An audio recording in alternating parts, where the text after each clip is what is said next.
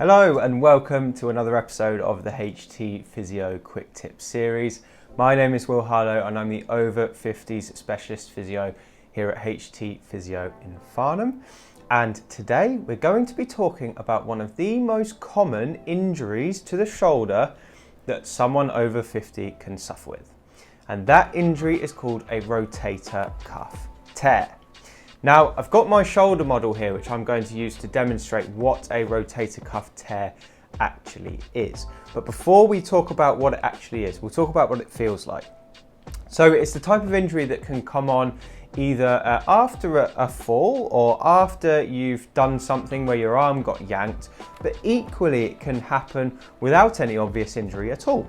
And it can feel like a real searing pain quite deep in the shoulder joint. Often it's on the outside of the shoulder, so down here. Sometimes it can even come a little bit down the arm as well. Your hand might feel weak, but it's accompanied by a lot of weakness when you try to lift your arm.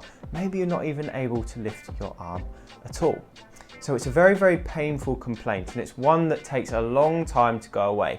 And if you just leave it, it's probably not going to fix itself on its own, or if it does, it's going to take a very, very long time indeed. So let's have a quick look at the shoulder and we can have a look and see where the rotator cuff actually is. So if this is your shoulder joint, this is the front of the view. So this is your shoulder blade. That would be the back of your shoulder blade there.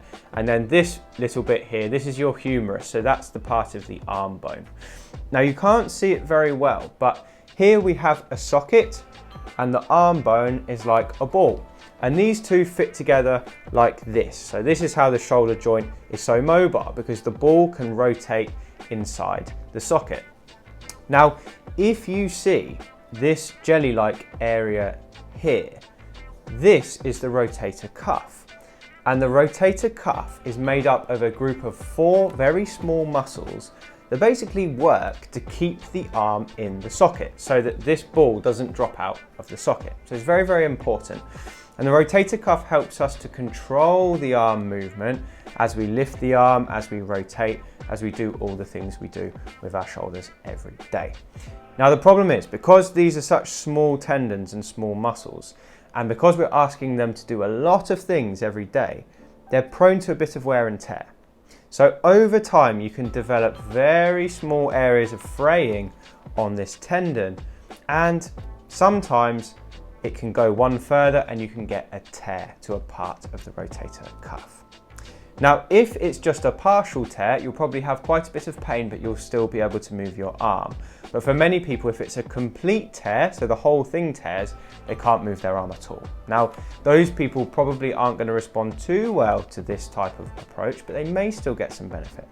But if your arm's very sore, your shoulder's painful, maybe you've been told you have a rotator cuff tear, and you're looking for some pain relief, I've got a good exercise for you to give a try today.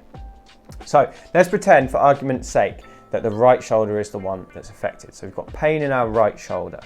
Now, the goal of this exercise is to start activating the rotator cuff muscles to build some strength. And what this does is it starts to get some blood flowing back to the area so healing can occur. So this exercise might give you some relief either straight away or also in a few weeks down the line if you continually do it. So it has a double benefit. Now, it's very simple to do. You don't need any equipment. All you need to do is sit up nice and straight with your arm bent. So your painful arm is bent like this, and you have your hand out like this. Now, the first thing you're going to do is you're going to slightly take your arm away from the side. Not very far, only about sort of 10 degrees away from your side. And you're going to hold it there.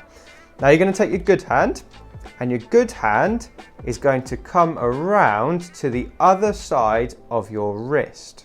So if this is your painful arm, your left hand, your good hand, is going to come around the wrist of the right hand.